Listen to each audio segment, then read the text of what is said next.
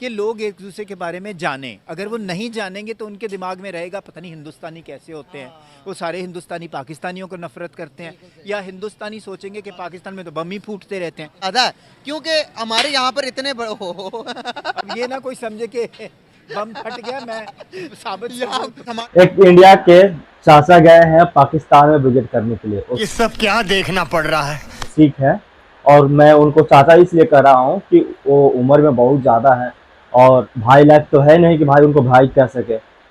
अच्छा, तो चाचा ही कहेंगे, बहुत ज़्यादा उम्र में है। ओ भाई मारो, मुझे मारो मारो। तो उनने पाकिस्तान गया और पाकिस्तान के काला चिट्ठा खोल के रख दिए। उनने बताया कि आखिर क्यों पाकिस्तान 50 साल पीछे है इंडिया से।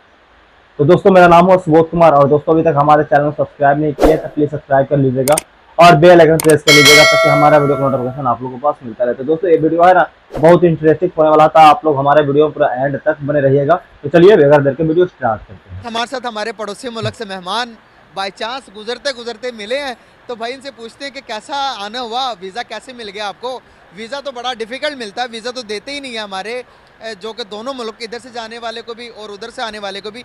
इनको वीज़ा कैसे मिल गया और यहाँ पर आकर इस टाइम हम बैठे हुए हैं नारकली बाज़ार के अंदर, और इन्हें लोग कैसे लगे, खाने कैसे लगे, सारी बातें पूछेंगे और आगे डिफरेंस भी देखते रहिए करेंगे ना आप कि लोग। वहाँ पर क्या डिफरेंस बहुत देखें मजा आएगा और यहाँ पर क्या वीडियो देखी, में बहुत मजा आने डेवलपमेंट वाला है। कहाँ पर ज़्यादा है, वहाँ पर ज़्यादा या यहाँ पर ज़्यादा देखी, क्या चीज़ें देखी जो कि यहाँ पर, जो वहाँ पर चीज़ें यहाँ पर भी होनी चाहिए या नहीं होनी चाहिए। इन सारी बातों के बारे में रैंडम सारी बातें करेंगे। Sir welcome to Pakistan. Thank you जी, थैंक यू। कैसा लगा आके?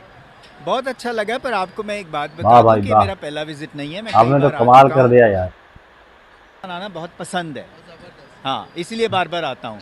और आपने वीज़ा की बात अभी की, ये वीज़ा लेना आसान नहीं है, मगर मैं उन खुशकिस्मत लोगों से में से हूँ, गिनता हूँ, जो इस टाइम तो देखिए मैं फैज़ फेस्टिवल के लिए आया हूँ, सो मैं उसका डेलीगेट हूँ, इसलिए आया हूँ। पर मैं कई बार, कुछ दोस्त लोग हैं जो मुझे स्पॉन्सर करते हैं, मैं आ जाता हूँ यहाँ जी। तो मिल जाता है इजीली? बहुत आसानी से नहीं, मगर मिल जाता है। सर अपना नाम बता दीजिएगा, मुझे भी नहीं पता। सुकीरत आनंद है।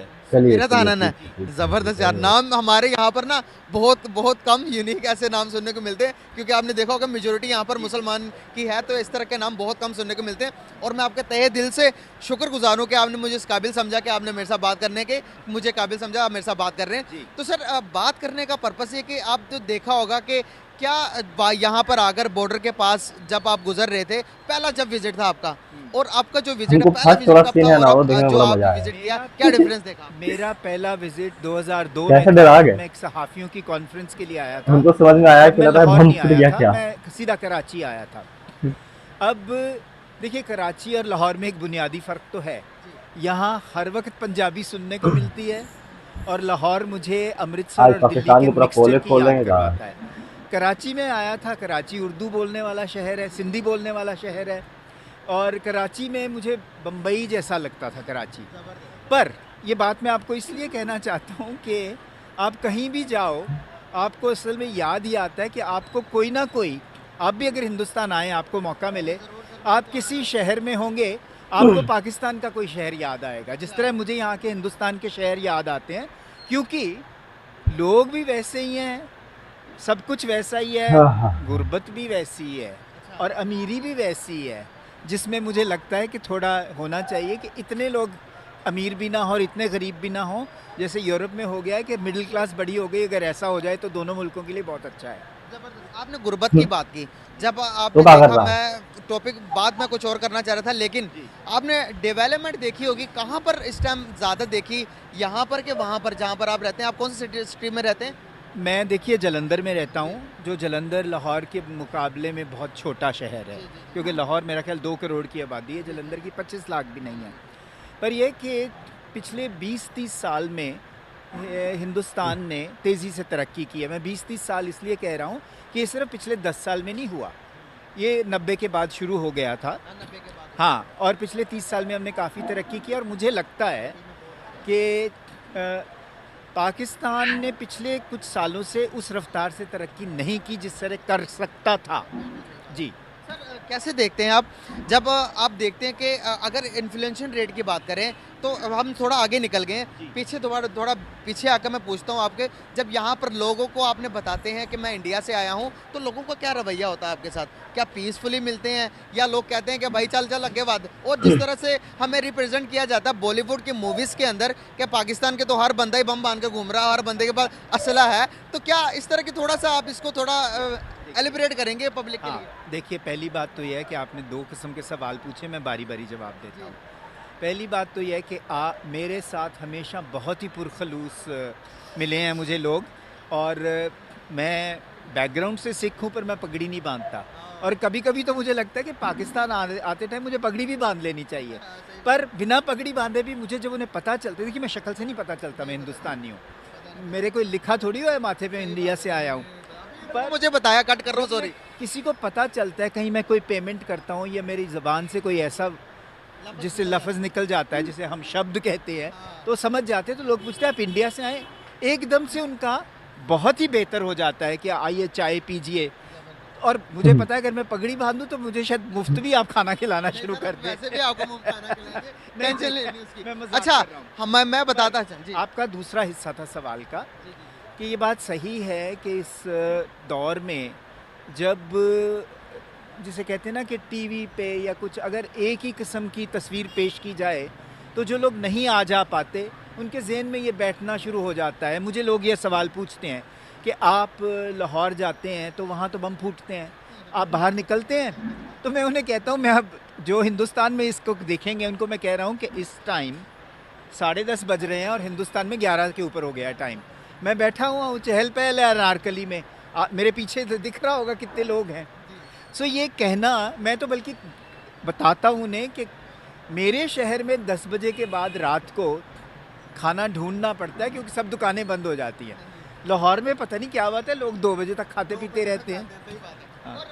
मैं बताता चलूँ कि सर के साथ हमारी बातचीत और मुलाकात कैसे हुई। अभी मैं यहाँ पर आया, मैंने सर को कहा सर से 2 कंपैरिजन थे हमारे, मुकेश अंबानी और हमारे नवाज शरीफ के बीच में कंपैरिजन था।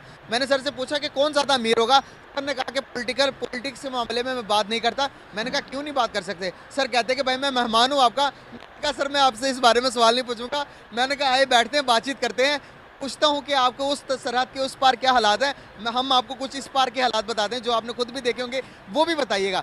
तो सर थैंक यू, तो अगेन कहूँगा थैंक यू सो मच। आप मुझे बताइएगा कि जब आप यहाँ से जाते हैं या वहाँ से आने लगते हैं तो लोग आपको डराते नहीं है कि यार ये बड़ा नहीं अनसिक्योर, आप जो अपने जान पर जोखिम डालकर या मुश्किलात में घिरा सफ़र कर रहे हैं? देखिए, मैं तो ये समझता हूँ कि मैं क्योंकि इतनी बार यहाँ आता हूँ, मेरा तो ये फ़र्ज़ बनता है कि मैं जो लोग इस तरह सोचते हैं उन्हें बताऊं कि देखिए मैं जाता हूँ, आता हूँ, साबुत जाता हूँ, साबुत आ जाता हूँ। तो ये तो मतलब मैं और क्या उनको प्रूव करूँ कि अब मैं बैठा हुआ हूँ ना यहाँ, ये तो नहीं कि मुझे कोई उठा के ले जाएगा। सो मैं तो सोचता हूँ कि मैं बताऊँ लोगों को कि बल्कि अच्छा हो अगर ये वीज़े का चक्कर ना हो, लोग एक दूसरे से आएँ जाएँ मिलें और उन्हें पता चले कि सरहद के दोनों ओर एक ही जैसे इंसान रहते हैं, बुरे या चंगे तो कहीं भी हो सकते हैं। बिल्कुल, बहुत प्यारी बात की आपने। सर अगर मैं बात करूं आपसे कि कुछ टाइम के अरसे आप डेवलपमेंट के ऊपर बात कर लेते हैं, आपके पॉलिटिशियंस के बारे में थोड़ी सी बातचीत पूछूंगा मैं, जिस तरह से वो काम कर रहे हैं अपने मुल्क के लिए, क्या समझते हैं कि तरक्की जो कर रहा है आपका मुल्क, सारे के सारे आप एजुकेशन में चले जाएं, आप किसी भी चीज़ में चले जाएं, आपको यहाँ पर लोगों से बात करके क्या किस चीज़ की कमी नज़र आई कि जिसकी वजह से हम डेवलप नहीं कर पा रहे हैं? आप देखते हैं कि कौन सी ऐसी प्लस पॉइंट है आपके पास कि जो कि आपकी मैशत इस टाइम तकरीबन $4 ट्रिलियन को टच कर रही है? देखिए, मुझे लगता है कि है तो ये पॉलिटिकल सवाल, पर मुझे जो लगता है मैं ये कहूँगा कि बदकिस्मती से आपके यहाँ स्टेबल गवर्नमेंट्स कभी नहीं रही, जो भी उसके रीजंस रहे हों, क्योंकि कारण जो भी रहे हों, स्टेबल गवर्नमेंट का बड़ा होना ज़रूरी इसलिए होता है कि कोई भी काम कोई गवर्नमेंट शुरू करती है तो उसको जिसे कहते हैं किसी अंजाम तक पहुंचाना भी ज़रूरी होता है। अब ये कि इस मामले में अगर आप बदकिस्मत रहे हैं तो हम बनिस्बत काफ़ी खुशकिस्मत रहे हैं कि हमारे यहाँ सरकारें बहुत बार हुआ है कि पूरे 5-5 साल चलती रही हैं। तो मुझे लगता है एक बुनियादी फ़र्क तो ये भी है, बाकी और बड़े सारे मसाइल हैं जो मुझे लगता है कि मेरे कहने के लिए नहीं है। ये बात सच है दोस्तों कि हमारा इंडिया 90 से तरक्की करना स्टार्ट कर दिया था और जो अभी 10 साल के अंदर जो तरक्की हुआ है उसको तो भाई भुलाया नहीं जा सकता है। और हम जितना बताएंगे आप लोग को उतना ही कम है, समझिए तो।